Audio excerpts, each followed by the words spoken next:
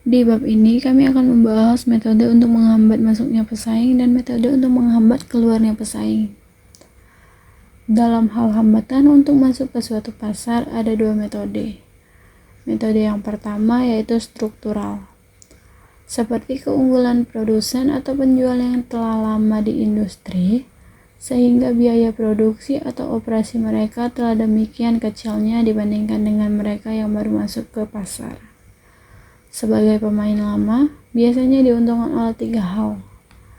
Yang pertama, skala ekonomi yang besar sehingga biaya per unit kecil. Yang kedua, diskon harga dan tata cara pembayaran yang lebih lunak akibat hubungan yang telah lama terjalin dengan supplier. Dan yang ketiga, produk yang telah dikenal pasar. Metode yang kedua yaitu strategis, di antaranya predatory pricing. Dalam hambatan untuk keluar dari pasar ada dua kategori. Kategori yang pertama yaitu internal. Biaya-biaya tetap yang menjadi beban perusahaan ini merupakan hambatan keluar bagi perusahaan. Di antaranya beban gaji pegawai tetap, pesanan jangka panjang, sewa lokasi yang telah dibayar untuk periode tertentu, pembelian aset tetap bergerak maupun tidak bergerak. Kategori yang kedua yaitu eksternal. Untuk industri tertentu, peraturan pemerintah yang melarang perusahaan jasa publik untuk menghentikan kegiatannya juga merupakan hambatan keluar. Perusahaan transportasi umum, rumah sakit, listrik dan air, operator jalan tol merupakan contoh jasa publik tersebut. Baiklah, di sini ada hambatan masuk. Hambatan masuk didefinisikan sebagai faktor-faktor yang menyebabkan pemain lama mendapatkan keuntungan yang positif dan pada saat yang sama menyebabkan pemain baru tidak mendapatkan keuntungan untuk masuk ke pasar. Nah, di sini ada hambatan masuk struktural. Secara lebih formal, Besanko membagi hambatan masuk struktural menjadi 3. Yang pertama, ada kontrol atas sumber daya yang pokok diperlukan. Produsen yang menguasai sumber daya pokok berpotensi untuk menjadi monopoli. Pemain baru yang akan masuk pasar akan membatalkan niatnya ketika memahami mereka akan kesulitan mendapatkan bahan baku utama untuk produksi. Yang kedua, ada skala ekonomi dan cakupannya. Pemain lama yang telah berhasil mencapai skala ekonomi yang besar dapat menekan biaya per unit secara signifikan kecil dibandingkan pemain baru yang skala ekonominya masih kecil. Nah, di sini ada hubungan antara biaya rata-rata dan jumlah output yang ditunjukkan oleh kurva.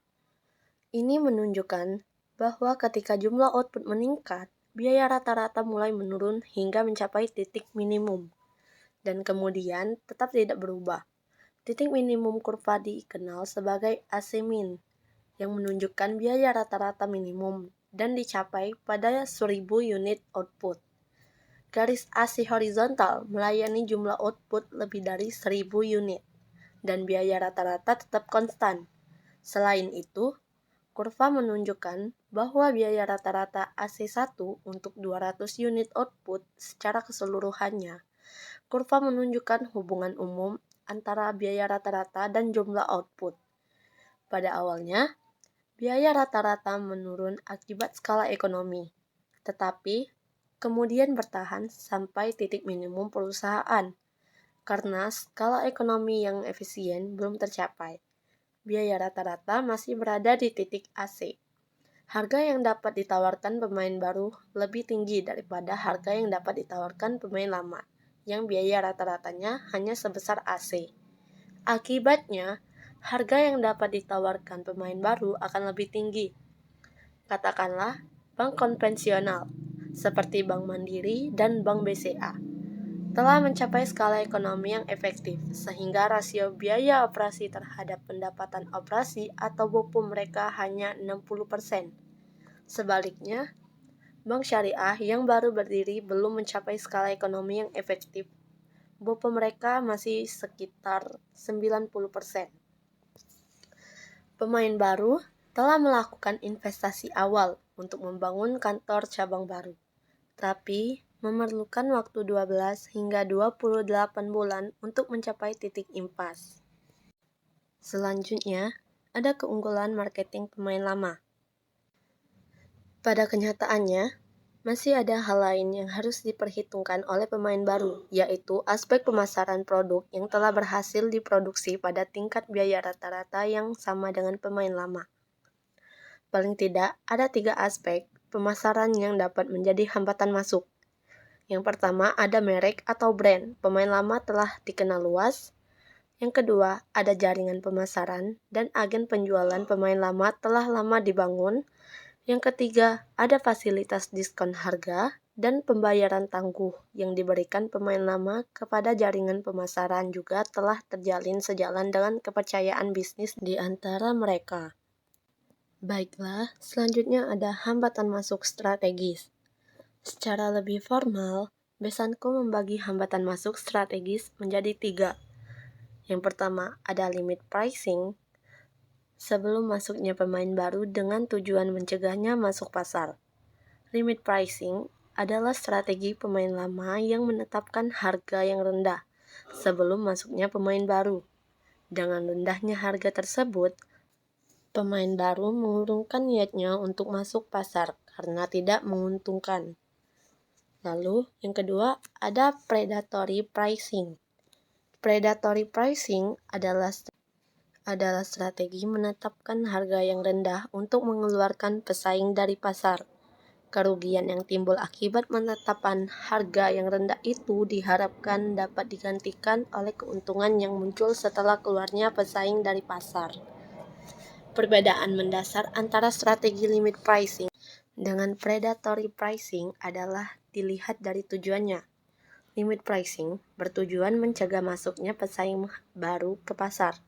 Sedangkan predatory pricing bertujuan mengeluarkan pesaing yang ada keluar dari pasar.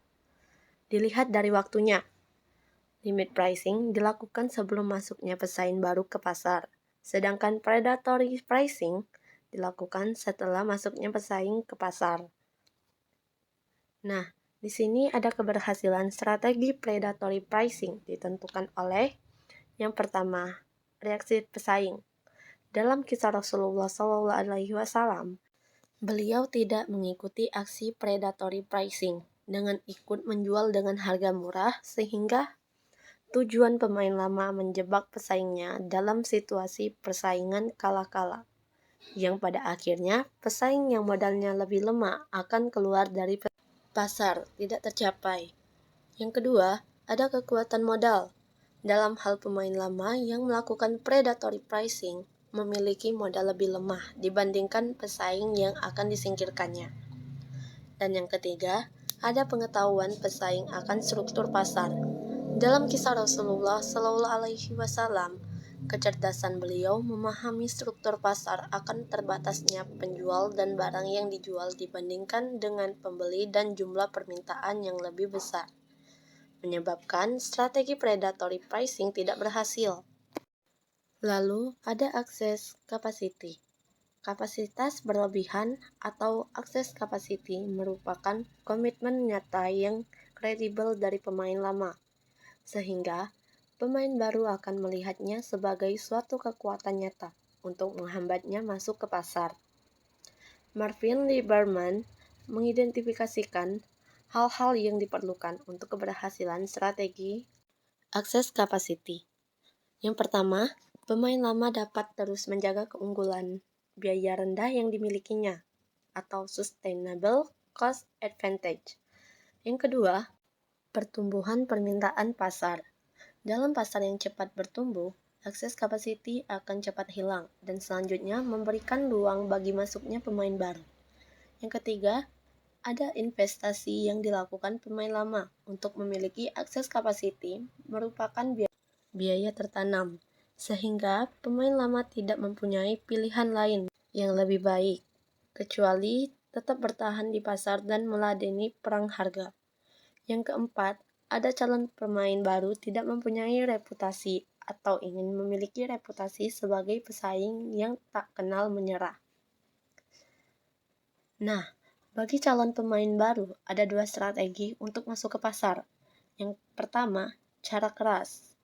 Calon pemain baru membangun reputasi sebagai pesaing yang tak kenal menyerah. Dan yang kedua, ada cara lunak. Calon pemain baru masuk ke pasar perlahan-lahan untuk meyakinkan pemain lama bahwa masuknya pemain baru ke pasar ini bukan merupakan ancaman bagi keuntungan jangka panjang pemain lama. Selanjutnya, hambatan keluar. Jika harga keseimbangan pasar tercapai, yaitu ketika biaya marginal sama dengan pendapatan marginal, perusahaan akan membandingkannya dengan biaya rata-rata. Yang pertama, untuk mengetahui apakah masuk ke pasar atau tidak, gunakan biaya total rata-rata atau ATC. Jika harga pasar lebih besar daripada ATC perusahaan, maka masuk ke pasar. Tingkat harga ini dikenal sebagai harga masuk atau entry price. Yang kedua, untuk menentukan apakah akan keluar dari pasar, menggunakan biaya variabel rata-rata atau AVC. Perusahaan tersebut akan keluar dari pasar jika harga pasar lebih kecil daripada AVC-nya. Tingkat harga ini dikenal sebagai harga keluar atau exit price. Jika harga keseimbangan pasar berada di bawah ATC tetapi masih di atas AVC, perusahaan akan tetap beroperasi karena investasi yang telah dilakukannya untuk aset tetap dan biaya tetap lainnya.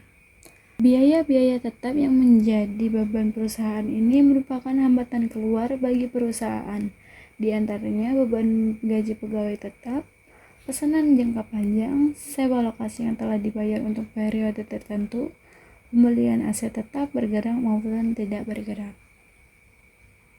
Dari kurva ini dapat dijelaskan hubungan antara biaya rata-rata dan biaya marginal. Biaya rata-rata total adalah biaya total dibagi dengan jumlah output. Sedangkan biaya marginal adalah perubahan biaya total yang terjadi karena produksi satu unit tambahan. Kurva berbentuk U dalam gambar menunjukkan biaya rata-rata total. Pada awalnya, harga rata-rata total turun sebagai akibat dari peningkatan skala ekonomi. Tetapi ketika mencapai titik maksimum, harga rata-rata total kembali meningkat sebagai akibat dari penurunan skala ekonomi. Kurva yang meliputi harga rata-rata total pada titik maksimum menunjukkan harga marginal. Hal ini disebabkan oleh fakta bahwa ketika harga marginal lebih rendah dari harga rata-rata total, harga rata-rata total akan menurun. Dan ketika harga marginal lebih tinggi dari harga rata-rata total, harga rata-rata total akan naik. Harga rata-rata variabel atau AVC adalah harga variabel yang dibagi sama jumlah output. AVC menurun pada awalnya karena peningkatan skala variabel ekonomi biaya, tetapi kemudian meningkat karena penurunan skala variabel ekonomi biaya. P-entry adalah harga terendah yang diizinkan perusahaan untuk menghasilkan output di mana ia dapat menutupi semua biayanya. P-exit atau harga keluar adalah harga terendah yang diizinkan perusahaan untuk menghasilkan output di mana ia dapat menutupi biaya variabelnya. Dalam gambar tersebut, P-exit lebih rendah dari P-entry karena perusahaan harus membayar biaya tetap yang harus dibayar bahkan jika perusahaan tidak menghasilkan output. Karena itu, perusahaan akan tetap beroperasi selama harganya lebih tinggi dari P-exit, karena perusahaan masih memiliki kemampuan untuk membayar sebagian biaya tetapnya. Penting untuk diingat bahwa ini hanyalah referensi grafik dari hubungan antara harga rata-rata dan harga marginal. Hubungan ini dapat berbeda tergantung pada industri dan bisnis tertentu. Sekian penjelasan dari kelompok kami. Mohon maaf apabila ada kesalahan. Kami akhiri. Wabillahi taufiq wal hidayah. Wassalamualaikum warahmatullahi wabarakatuh. I should fuck her in the Benz.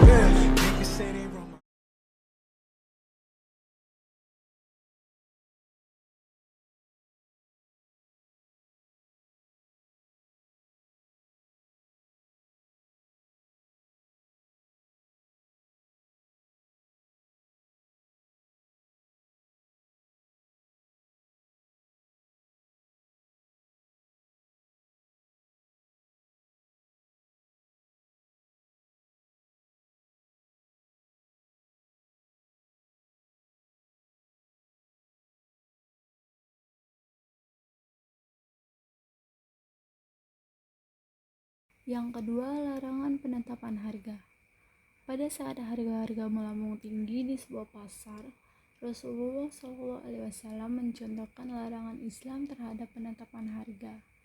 Para sahabat mengalami kesulitan karena harga yang tidak stabil, sehingga mereka memutuskan untuk meminta Rasulullah untuk mengatur harga.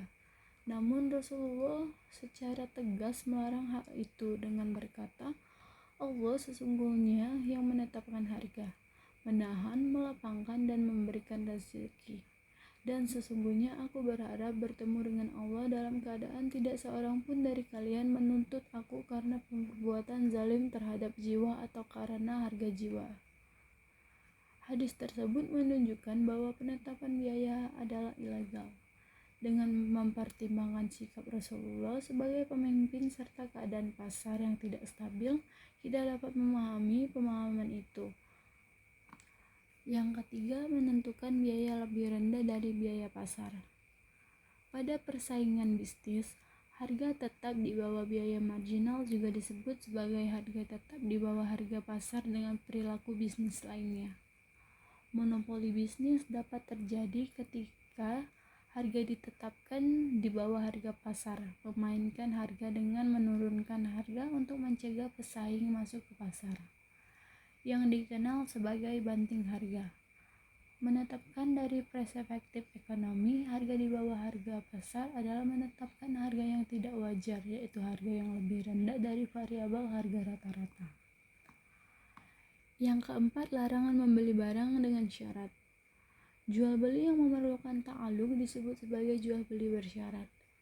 Jika seorang pelaku usaha memenuhi persyaratan tersebut, seperti halnya jual kembali item tersebut kepada individu tertentu, seorang pengusaha akan menjual barang tersebut kepada pengusaha lain. Sesuai dengan hukum pasar, setiap bisnis Islam memiliki kebebasan untuk memilih penjual atau pembeli di pasar. Yang kelima, talak rukban. Semua orang mempunyai hak yang sama untuk membeli dan menjual barang di pasar dalam sistem pasar. Bisnis dan pembeli juga dapat mengakses data harga yang ada di pasar. Oleh karena itu, akan adil untuk menjalankan kondisi pasar dengan menghalangi hak untuk menjual dan membeli. Yang keenam, bai najasyi. Kontrak bai najasyi adalah transaksi antara penjual satu sama lain untuk mengendalikan biaya pasar dengan cara yang bias merugikan pembeli. Menyuruh orang lain memuji barang yang dimilikinya adalah upaya yang biasanya dilakukan, karena pelanggan mereka tertarik dengan produk dan menjualnya di harga tinggi. Mendorong orang lain untuk menjualnya di harga tinggi juga.